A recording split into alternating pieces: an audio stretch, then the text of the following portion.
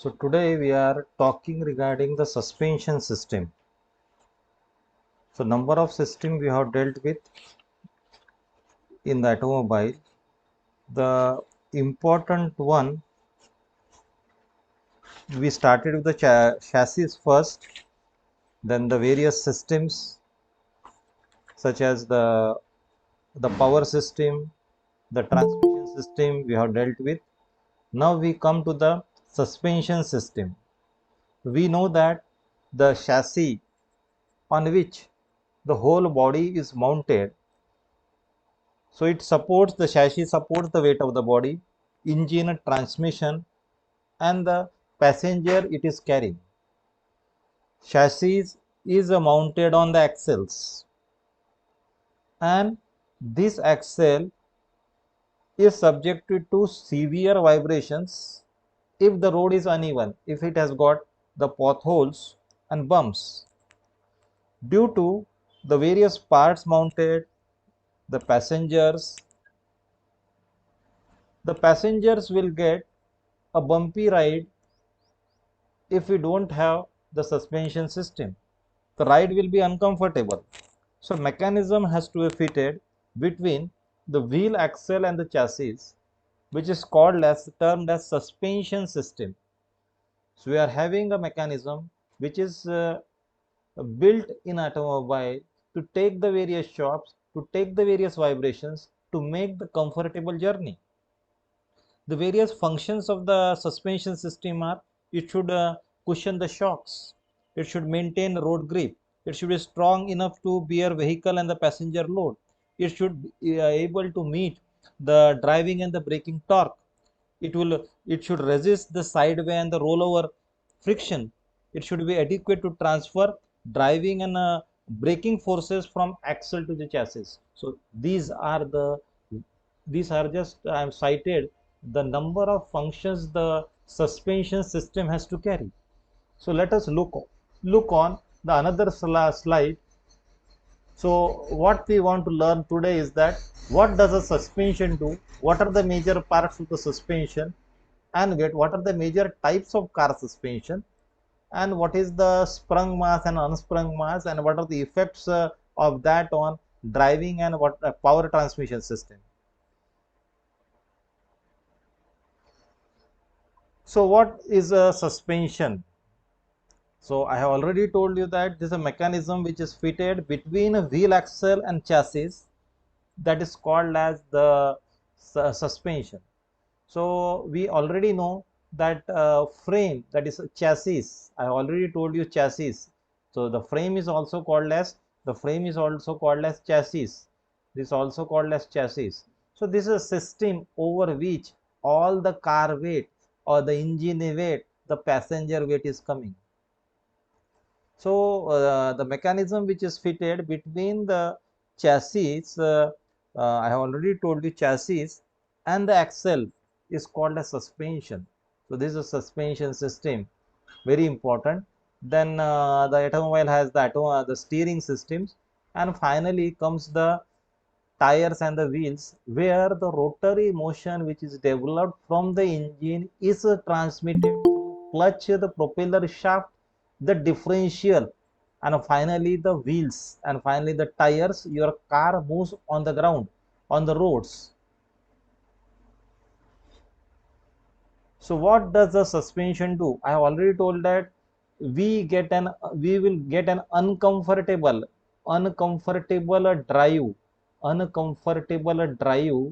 if we go for without suspension, because the roads are not straight, roads are not plain, roads are bumpy. This is a bumpy, you have got the roads are like this, the roads are bumpy. So bumpy, they have got potholes, it is a bumpy, this is the bump and this is the pothole. Okay, so this you should remember, bumpy, the roads are bumpy, this is the bump and this is the pothole, this pothole. So you should remember these two words comes under suspension many times. There is a bump and there is a pothole.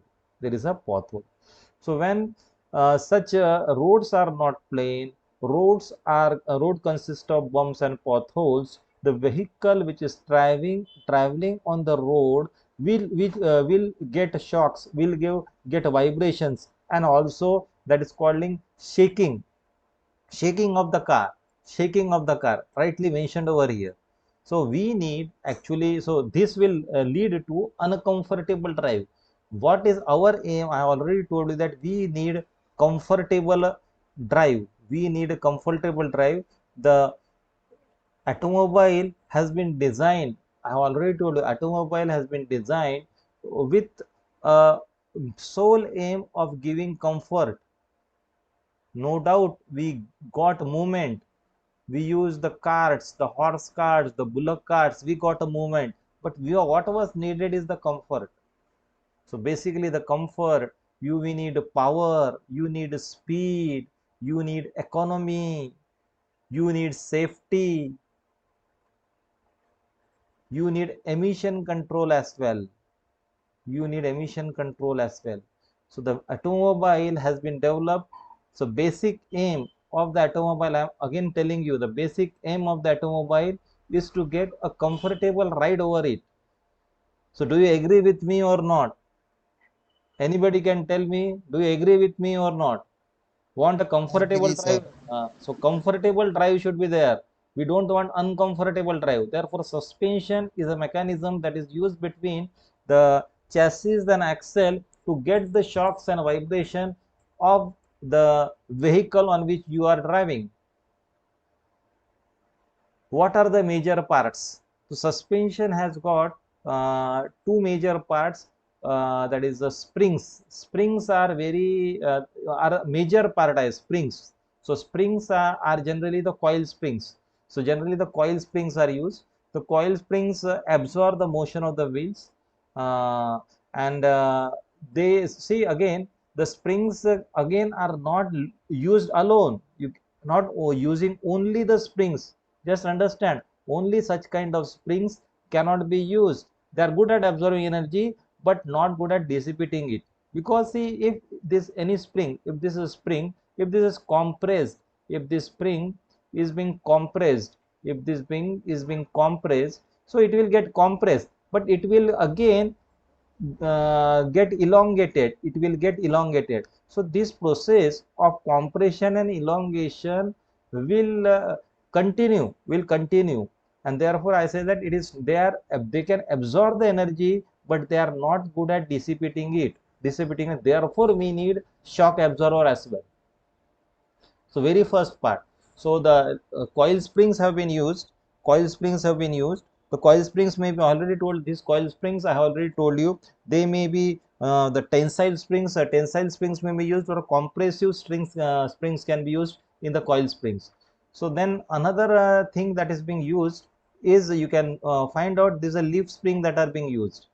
So the leaf spring consists of several layers of leaves. You can see the very different kinds of leaves which are bound together as a single unit, and to get rid of friction, it can be polished or separated plastic layers. So they were just first, see, it was not used in the cars first. They were used in horse driven carriages first, and introduced in the cars in 1985, that is said. They are now still used in heavy duty trucks. That is the leaf springs. So leaf springs generally, again I am telling that this one end of the leaf spring is fixed. Other, so this you can see, this is a shackle. So one end is shackled and other end is fixed. Other, so this end you can see, one end is being shackled and other end is fixed. So the end which is shackled will give its a twisting movement, or the movement of the bumpy ride will be absorbed by turning this shackle. So it's called as shackled. The wheel is shackled. I've seen wheel is shackled.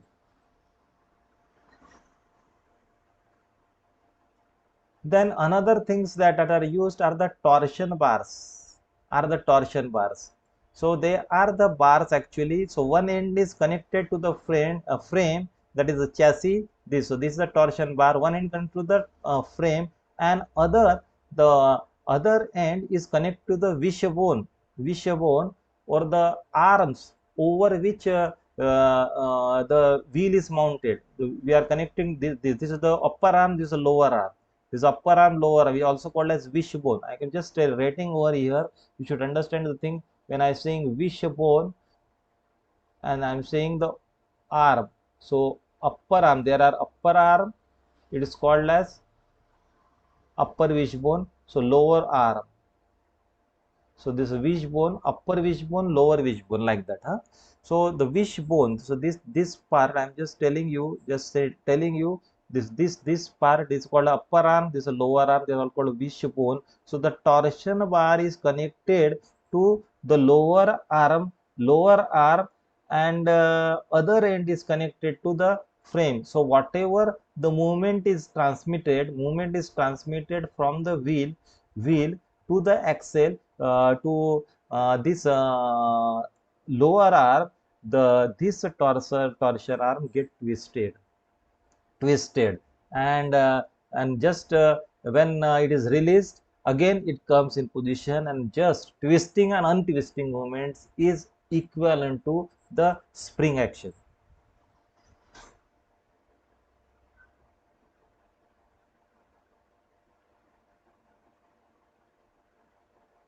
So based on where the springs are located on a car, so if they are between the wheels and the frame, so that is it is convenient to talk about the sprung mass and the unsprung mass.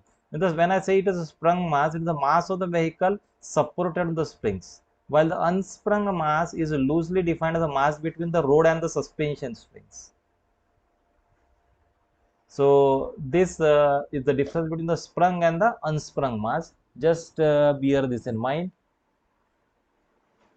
So the greater the unsprung weight, the greater the inertia of the suspension, which will be unable to respond. So unsprung weight mass should be as less as possible. So putting lighter wheels on the car can increase your engine's apparent power. This is the one. The heavier wheels and tires will require more torque to get turning. Then the shock has to be absorbed. So generally we have the such struts or columns which are present along with the springs. So I already told you that springs alone, when I say we have got springs, but springs alone cannot absorb the shock, because the springs, whatever springs you have got, these springs don't settle. The springs, main problem is that the springs don't settle. Just remember this, settle down quickly. So what happens then if they are not settled down quickly? So they are not settling down quickly. So after a spring has been compressed, so and released, it continues to shorten and lengthen. This is a problem. So springs shorten, continue to shorten, continue to shorten and lengthen. What I am writing so that you can understand. So springs don't settle down quickly. You should understand they don't settle down quickly. So when they are compressed, they are released. It continues to shorten and lengthen, and therefore a dampening device is necessary to control the spring oscillation. To control the spring oscillation, to control the spring oscillation. So spring oscillates. So control the spring oscillation, we need a dampening device, and this dampening device is the shock absorber. So shock absorber, what does the shock absorber do? The shock absorber slowed and reduced the magnitude of vibratory motions by turning the kinetic energy of suspension movement into heat energy that can be dissipated through an hydraulic fluid. So you can just move on the next one. So here we can see the shock absorber here. The shock absorber work in a two cycles. Please understand these things. So what does a shock absorber consist of? The shock absorber consists of, this is the cylinder tube, this is, you can see the cylinder tube, ये जो pressure tube लिखा है, this is a tube, pressure tube, here this is a pressure tube, and here this part is called a reservoir. फिर से बता रहा हूँ मैं, ये क्या है, ये सिलेंडर ट्यूब है, तो ये वाला क्या है, ये है रिजर्वायर है, रिजर्वायर है, this is reservoir. So whenever so you have got a reservoir over here, you have got a cylinder tube over, you have got a piston over here which has got holes. ये piston को क्या है, this piston has got holes. So when the shock absorber is compressed, ये इसको अगर हमने compress किए, so this is the compression mode. So when it is in compression mode, when it is in a compression mode, when it is in compression, it's compressed. This is being compressed, this is being extended. When it is compressed, what happens is that fluid which is inside the cylinder tube or the pressure tube, ये pressure tube में से ये compress जब कर रहे हैं हम लोग, ये जो चीज को, ये जो shock absorber इसको हम compress कर रहे हैं, so here ये जो fluid है, ये दिख रहा है आपको fluid जो है, ये क्या होता है, so this fluid moves from the cylinder tube or the pressure tube from these holes of the piston to the reservoir. Just understand the thing. And at the same time, so it moves through the cylinder from this from here to in the it moves inside the reservoir tube, and now therefore the shock absorber can absorb the shock, is able to absorb the shock. So when it lengthens, अभी lengthen अगर हो रहा है, so if it is just it is being lengthened, so this is being lengthened here, you can find this is being lengthened, ये lengthen हो रहा है यहाँ पे, ये पोजीशन देखो, इसका पोजीशन देखो. So when it is being lengthened, so it is lengthened, तो क्या हो रहा है, यहाँ पे जो फ्लूइड है, यहाँ पे जो फ्लूइड है, दिस फ्लूइड, यहाँ पे बोलो तो ये फ्लूइड कहाँ पे है, this fluid is in the reservoir, this fluid enters from the holes present over here, यहाँ पे जो होल्स है, यहाँ पे जो होल्स दिख रहे हैं आपको, the holes you are just seeing over here, you are seeing the holes over here, ये यहाँ पे जो होल्स दिख रहे हैं, so the fluid from the reservoir enters the cylinder tube, ये सिलेंडर ट्यूब में ये पिस्टन को जो होल्स है यहां से अंदर गुजरेगा, so it will then shorten it. So देखो मूवमेंट देखो, पहले कहा जा रहा सिलेंडर ट्यूब से जा रहा रिजर्वायर की तरफ जा रहा, और जब when it is in a compression cycle, when it is an extension cycle, it is moving from the reservoir to the cylinder tube, and thus the shock is absorbed. So this happens very slowly, it is not oscillating, ये oscillate नहीं हो रहा. हमारा अगर spring है, अगर हम spring के बारे में सोचते हैं, if I just talk about the spring, if I talk about the spring, if I just talk about the spring, so what will happen if I just this is a spring over here, we'll talk about the springs. So these springs, I already told you that these springs try to oscillate, we don't want oscillation, हमको oscillation नहीं चाहिए, हमको dampening चाहिए. तो हमने क्या लगाया वहां पे, हमने लगाया वहां पे शॉक एब्जॉर्बर लगाया. शॉक एब्जॉर्बर में क्या रहता है, शॉक एब्जॉर्बर में रहता है सिलेंडर ट्यूब, सिलेंडर ट्यूब यहाँ पे क्या रहेगा, रिजर्वायर रहेगा. So when it is in the compression, fluid from, यानी शॉक एब्जॉर्बर को जब कॉम्प्रेशन लोड आएगा, so fluid from the cylinder tube that is a cylinder, that is the pressure tube that enter the reservoir. So that is what, how the shock is absorbed. But when it is lengthened, so what happens then, the oil from the reservoir enter the cylinder tube again. So how it enters, because we have got a piston that has got holes in it. ये जो piston है, this piston is moving, ये जो piston is moves inside the cylinder tube and the reservoir. So it is moving, as well as the, what happens, the fluid is also passing through the holes, and I say that now your shock is being absorbed, shock is being absorbed.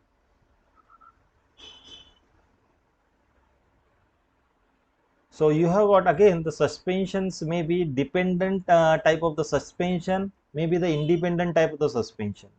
The dependent suspension have a rigid axle that connects to the front or the rear wheels, and this is actually a solid bar. acts as a solid bar. And the independent suspension is a broad type of the automobile system which allows each wheel on the same axle to move independently of each other. And दो wheels say what is happening? You are making one wheel, if it is going in the pothole, the other wheel will remain steady.